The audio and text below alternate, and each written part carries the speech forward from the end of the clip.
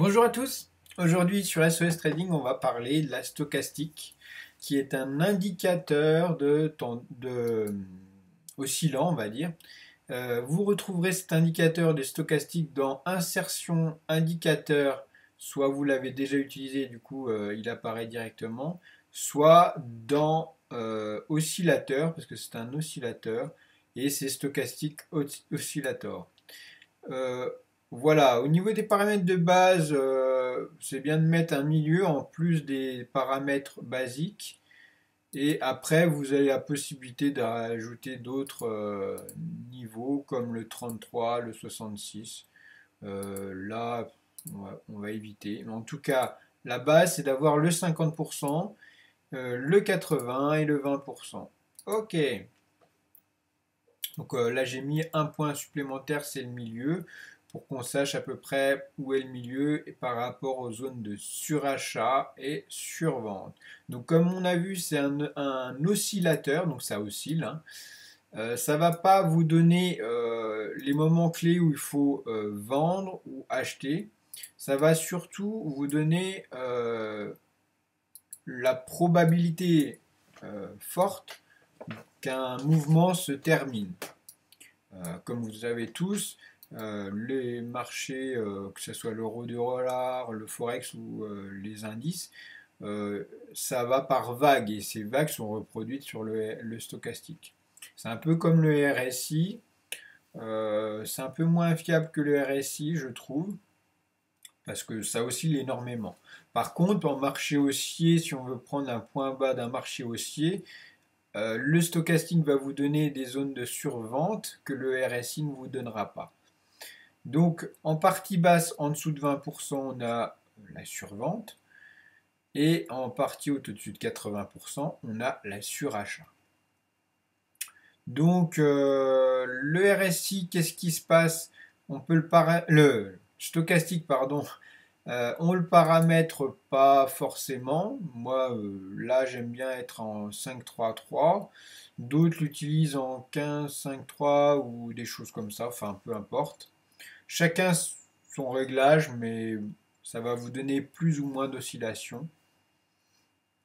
Euh, Moi, c'est un indicateur qui va pas m'aider énormément. Alors, il est formé de deux moyennes mobiles. Une moyenne mobile, je sais plus, je crois que c'est 5, il me semble. Et après, c'est une ligne signal qui est une moyenne alors attendez, je vais vous redonner exactement parce que euh, la définition, voilà. Ah bah non, voilà, bah même dans la définition, ils disent que c'est aléatoire, donc vous voyez.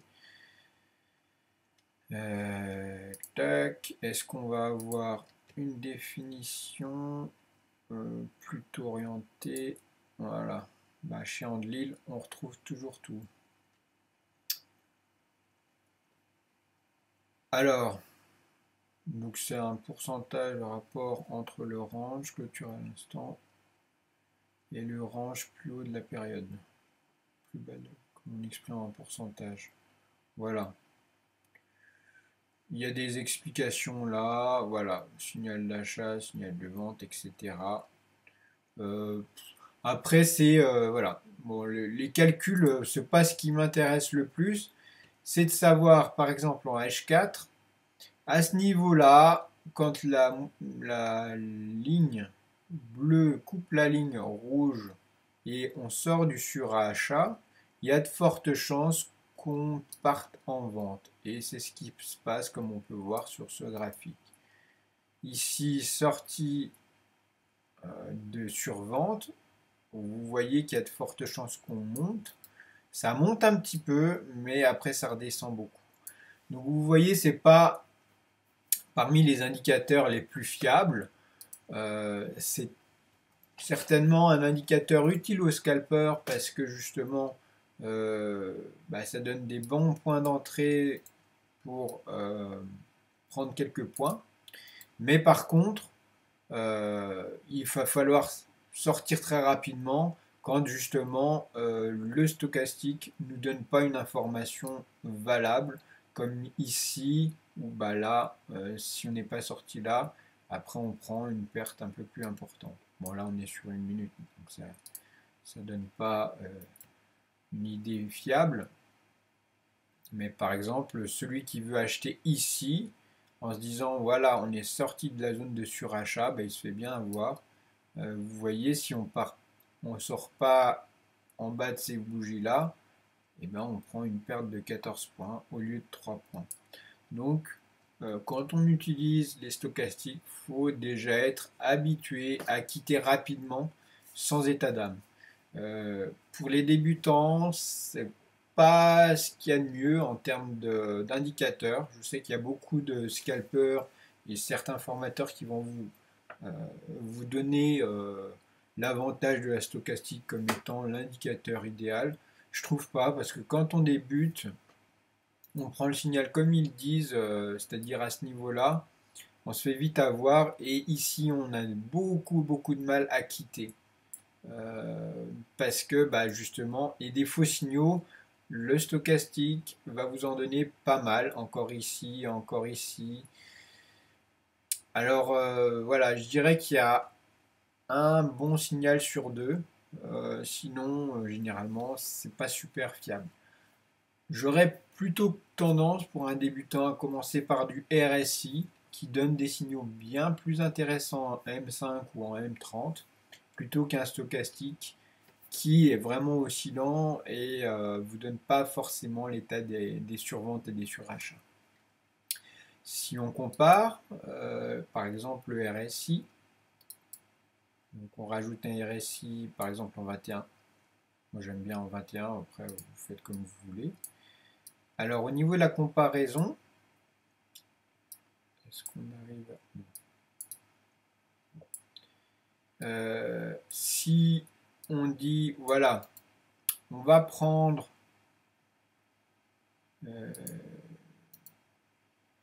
ici, par exemple, est-ce que au niveau du stochastique, on est en survente? Oui, on est en sortie de survente. Ok, on prend le trade. Donc on prend le trade. Ici, bah, on n'a pas d'indication comme quoi on est en survente. Le RSI, lui, va vous donner un surachat à ce niveau-là. Et c'est vrai qu'on était en fin du mouvement. Donc les signaux sont quasiment identiques, hein, mais les surachats, ils ont été donnés 1, 2, 3, 4 fois, quand, voire plus, quand le RSI en donne qu'un. Donc là, si on fait du long terme, c'est mieux de partir sur du RSI. Si on fait du court terme, là, le stochastique est intéressant. Ici, on prend une position, on quitte. On prend une position, on quitte. On prend une position, on quitte, etc. Le RSI, lui, surtout s'il est paramétré en 21, on prend une grosse position en vente sur du long terme et bah, ça marche sur du long terme, quoi. Voilà. À vous de voir. Voilà pour mes conseils concernant le stochastique. Le milieu peut vous aider aussi, ceux qui veulent prendre en cours de route. Ça a été aussi une de mes solutions à un moment donné. C'est-à-dire qu'au lieu de prendre à la sortie le surachat, on peut prendre le trade au milieu pour être sûr que ça fonctionne. Par exemple ici, au lieu de prendre de suite, on peut attendre qu'on ait un vrai signal où ça descend vraiment. Le milieu m'aide pour ça et vous prenez vraiment la vente par la suite. Parfois ça ne marche pas comme ici. Quand on est au milieu, ben, on arrive en bas et c'est déjà trop tard. Donc à vous de voir qu'est-ce qui peut coïncider à votre façon de trader, mais l'oscillateur stochastique n'est pas des plus simples à utiliser. Voilà, j'espère que cette vidéo vous aura aidé. N'hésitez pas à liker, partager et à vous abonner à ma chaîne. Et on se retrouve très vite pour de nouvelles vidéos. Donc la semaine prochaine, je serai en Espagne. Donc au retour d'Espagne, je ferai d'autres vidéos. Je vous souhaite un excellent mois de février et à très vite.